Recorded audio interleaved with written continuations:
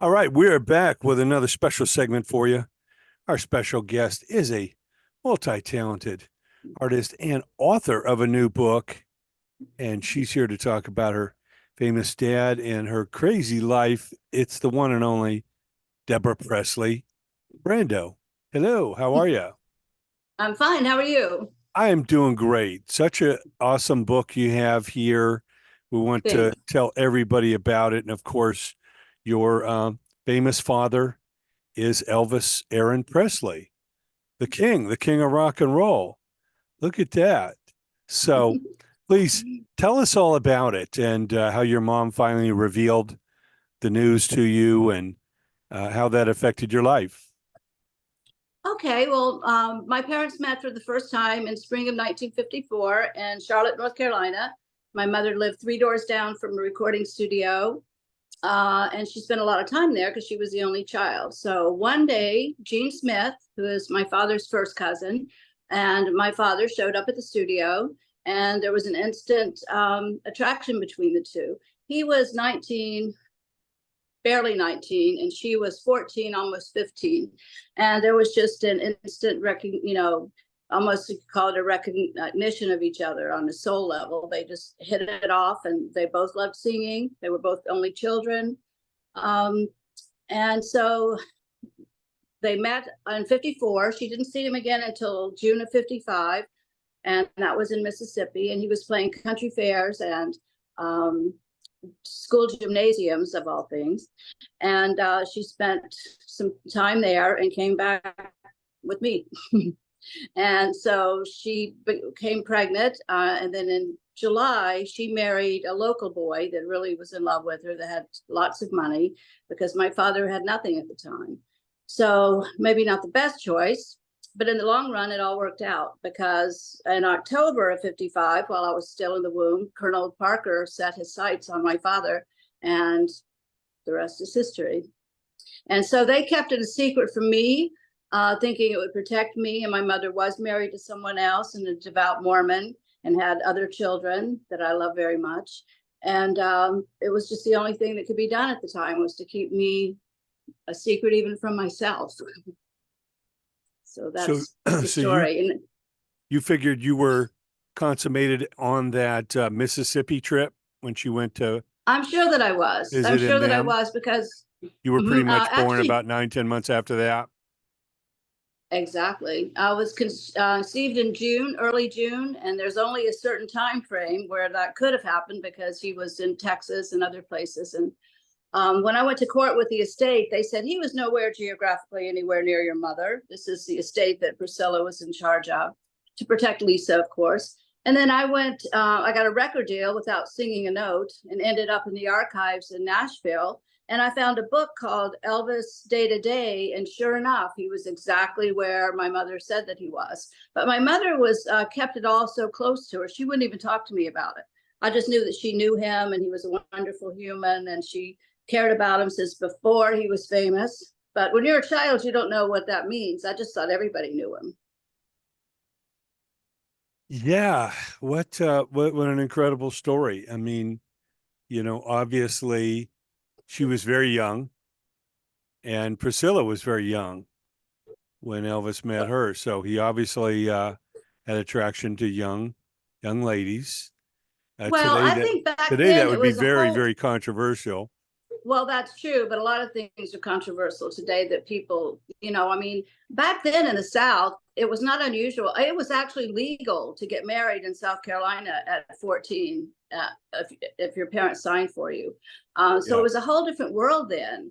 And it's not as crazy as society has made it seem. I mean, I got married at 16. I had my first boyfriend when I was 14 that I married, and it's not really that unusual. People just like to see the dark side of things, I think. Yeah, I think children are still developing in their teen years. And, back then there were what we'd hear almost arranged marriages between families and, families living on farms and stuff. It was very rural and not like, today's more urban societies. And, I have no problem with it as long as people are legal and and love and doing it for the right reasons.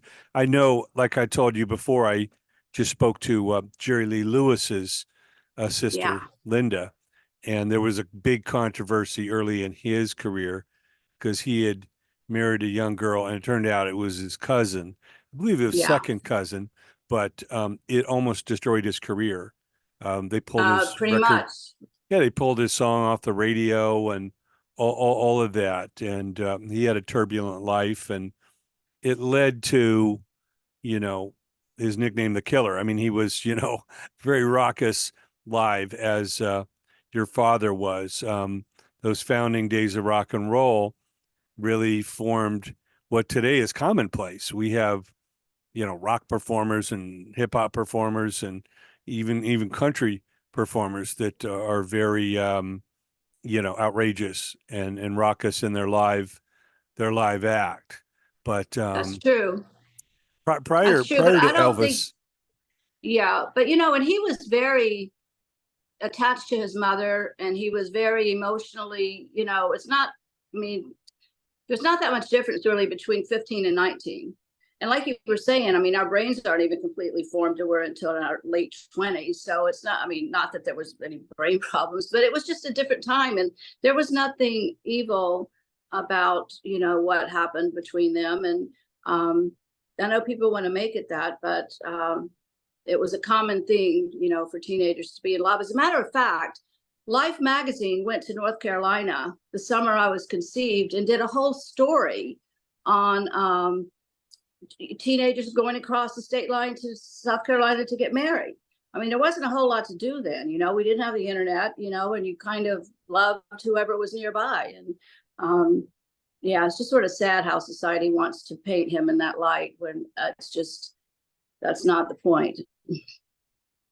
yeah, well, it's certainly legitimate, and like you say, legal in your state where you were based, and all of that. Now, I know it was a long life of dealing with that you knew who your father was, but in a sense, you kind of had to prove it to people and all that. I don't know if you can tell us a little story or a condensed version of, going to court and actually getting that response, that verdict that yes, he was your father, but you weren't in wedlock, so there was no, in a sense, Exactly. part of the estate. Yes, thank you for being one of the few that has the story straight.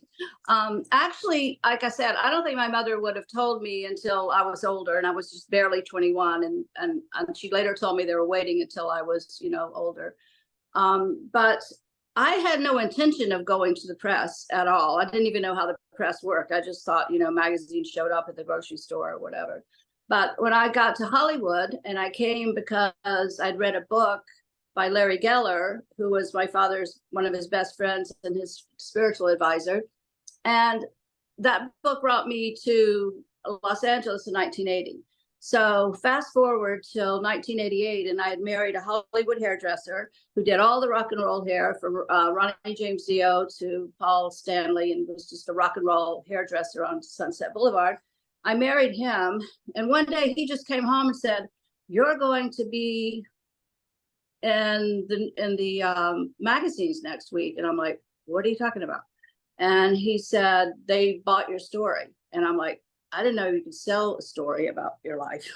So I sort of went in thinking, and then it was with the Inquirer. So within 24 hours, they had a photographer over, and we were doing the story and telling the story of my parentage. And I was so naive that the photographer said, "Well, your story is going to be launched in Japan and it'll be out tomorrow." And I thought, how are you going to fly to Japan and get my pictures over there? I didn't even know what a fax machine was. That's how naive I was in 88 and 89. He said, "Well, we just fax them over." And I'm like, "What's a fax?" So I was pretty naive about a lot of those things. So when that happened, I started doing talk shows, and that was really difficult. I became anorexic during that, and I would go to the hotels and, have lobster and chocolate mousse and then just get sick. Because on the shows, the hostess would be really sweet in the green room, which is the room you wait in before you go on the air. And then she'd get out there and just like one hostess asked me if there were any witnesses to my conception. So it was really difficult. And I didn't ask for it. I just went with it because I didn't know what else to do. And there was a good point to it. Ronnie James Dio was one of my husband Joey's clients. And we had been up to his house in Encino to do his hair one night prior to Joey going to the press. Joey was my husband's name. And we came back from Ronnie's and stopped up on Mulholland, and all the lights were in the valley and it was beautiful. And Joey said, you know, every one of those lights, there's someone living there that knows who your father was. And I never thought about it like that, but he was right. And he said, you know what? I was talking to Ronnie, and I think people would care about your life and want to know that you exist. I'm going to get emotional. And that's sort of where it started, because I separate him, my father, from the guy in the white jumpsuit and the bobbleheads and all the. I saw a man with his face on the front at lunch the other day, and I separate that from the way that I perceive him. I just perceive him as a poor country boy that loved his mother and his country, and all this stuff happened around it. So it's still kind of hard for me to digest. But he was a spiritual man, which people don't really know. And that's what my book is about. And there's so many stories in there about Hollywood and my perception of it being, you know, that I just see it in a whole different way. Yeah, well, he, you know, loved gospel music and sang, you know, in the church, and then eventually on the hay rides and all that. So to him, it was natural. He was singing the music that he felt, you know, in his heart. And it just so happened, you know, he was a handsome boy. And his voice was a gift from God. I mean, you know, and especially in today's world, people need to understand. I mean, we're all born with gifts and talents, and he just happened to be. I never dreamt that his fame would continue on the way that it is today. I just thought it would fade away and be gone, and I never imagined that it could become what it's become. Yeah, it's really amazing that he was gone so soon. I was still in college when he passed, and I certainly was into a lot of rock and roll at that point onward. And you know, it was kind of shocking. Wow, it didn't seem, you know, that old. And of course, there's all the stories of, you know, maybe later in his life, the, you know, the bad diet or the hard living, or, you know, dealing with a lot of maybe questionable doctors that would prescribe, you know, painkillers and stuff. We know that's led to the demise of not only your father, but Michael Jackson and Prince and a lot of people where, you know, they weren't really drug people, but the doctors who were thinking probably more of their own pays, you know, their own payment and greed, got a lot of their clients, you know, addicted to various prescriptions. So it's really That's sad. true. That is true. But Dr. Nick and he were very, very close. And if you read the book, I do have stories about. There's a whole group of people who believe that he didn't actually die that day, that he, you know, he was a DEA agent, and that's a fact. And so I write about that because even my own blood family on his side tells me that, you know, it's possible he did not actually die on that day, that he was in some kind of a program, which sounds far out, but there's a lot. And there's a lot of stories because I want to know the truth as much as anybody else or more. And that is about halfway through the book, because Gene Smith, his first cousin, told me that things didn't happen the way that they were told to the public. So there's always that controversy. And to this day, I'm still looking for answers about certain things. Yeah, people are constantly, you know, inquisitive and wanting to know why and how and where and all that. And I know he kind of lived in a bubble, you know, where he surrounded himself with his friends from Memphis, AKA the Memphis Mafia, you know, Red and all these Exactly. guys. And, you know, Colonel Parker had him doing a lot of movies out here in Hollywood. And, you know, of course, Vegas, he was known as one of the kings of Vegas, as Vegas really developed out there. Now I know there's he probably lived in several places here in LA, but I know there's a famous place up in the hills. Kind of had like a circular driveway or something. I don't know. Have you visited that house? Are you familiar with one of his main residences here? To tell you the truth, I hadn't. Are you talking about the one that's off Sunset? I forgot what it's called. But I've never been there except for a friend of mine, dear friend, came from Australia and she wanted to go. So I drove up there with her for the first time last summer. But no, I haven't been to any of his Los Angeles homes. Okay. But except for that one, and the view was spectacular. I can only I think that's imagine the being one you're there. talking about. It's I don't know if that's Sunset Plaza or what that is. It's obviously in the hills. Just yeah, I can't think of the name of the street, but everybody else probably knows it. Okay. Auburndale. Probably. Yeah, I think no, Auburndale was in Memphis. I'm not sure, but I know that house Yeah, no, is beautiful and it's still there. I've seen some features about it, some clips from documentaries and stuff. And of course, there's been many documentaries, you know, about Elvis. Now, please tell us the name of your book and give us an idea of the full scope of what you talk about, you know, in the book, besides your famous father, and where they can find the book. Okay, the book is called Memoirs of a Starseed Child, and I go into the reason that I named it that. Some people get the wrong idea, but you know, I'm a very spiritual person, and I'm totally aware that every human being within our physical bodies, we are made up of hydrogen, nitrogen, the same things as the stars. So that was sort of a play on words, and there are deeper meanings to it too. But it's called Memoirs of a Starseed Child, Elvis, Marlon, Christian, and me, because I went on to marry Marlon Brando's first son, Christian. So I talk about all of that. And you can get it at my website, which is Deborah Presley Brando. No, I'm sorry, that's not my website. My website is DEBORAHPRESLEY.com, or you can get it at any bookstore or Barnes and Noble. But I'll send a signed copy to people who want to get it from my website, DEBORAHPRESLEY.com. But I span from spring of 1954 until just after Lisa Marie passed, and that's when I ended it, because I've been writing it since 77, and a lot of it comes from my journals, because that was my therapy, just to write it down, because I couldn't talk about it. And when I did talk about it, it just brought in a lot of different perspectives, and I needed to just sit with myself. And I've been writing since I was like 5 years old. I would tell my mother what to write.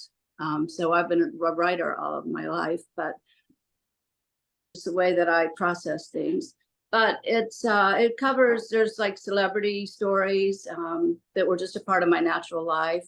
I talk about things about Christian that people didn't know. People know that there was a lot of stories about him killing his sister's boyfriend, when in fact, many years later, the detective, my daughter works with LAPD, and she met the detective at a it was at the police academy. She was visiting with a group of people from the department, and the detective said, "Oh, I was the arresting attorney for Christian Brando, and he was innocent. He didn't do it. He took the blame for his sister." So my daughter's texting me, this is 2 years ago, and I thought, oh my gosh, because when I married Christian, people said, "How can you marry a murderer and bring him into your home?" And I knew he didn't do it. So that's a huge revelation. And there's photographs of me with the arresting officer. And he did that to protect his sister. And it's just how slanted the media can be. They can take a story and completely, even based on circumstantial evidence, make it look like it's the truth, when the truth is far from what the circumstantial evidence may have said. So to me, that was giving my husband a platform to speak his truth, and even though he's gone, and not have a historical record of him being some killer. So that was a big deal. And also about the stories around my father's death, and that wasn't actually him in the coffin, and just all kinds of things like that. I address them from my perspective and my research.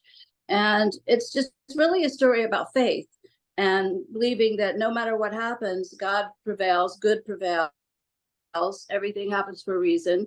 and we are all meant to be here, and we all need to just love each other and forgive each other, and try to be a light in this world, because we've never needed it more. Well, there's no So question that's the about essence of that. it. It's kind of sad that a lot of people believe the clickbait or a headline and never actually pursue the full facts or get to the end of the story, and assume someone is this or that because of that headline. And it's really a You're problem. so right. Yeah, it seems like it's getting worse It's and true, and worse. so many people spend.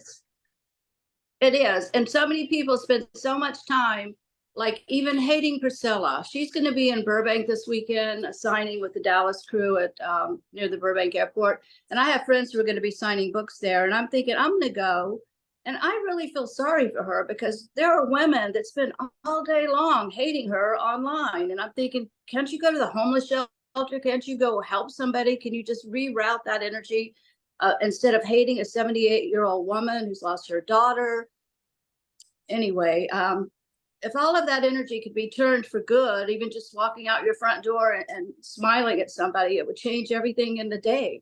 And I hope that my book helps people see that side of life, and that's the only thing that's going to save all of us. Otherwise, we could all be gone by tonight. I mean, we need to change something. And that's really the essence of why I'm here and what I want to do. Well, it is a Or help to do. fantastic book. We highly recommend it. Our special guest is the one and only Deborah Presley Brando. Go to DEBORAHPRESLEY.com, get your signed book. And it was certainly a pleasure speaking to you, Deborah. We look forward to following your course and hopefully speaking again. Thank you so much for joining us. Thank you, my dear. Bye-bye.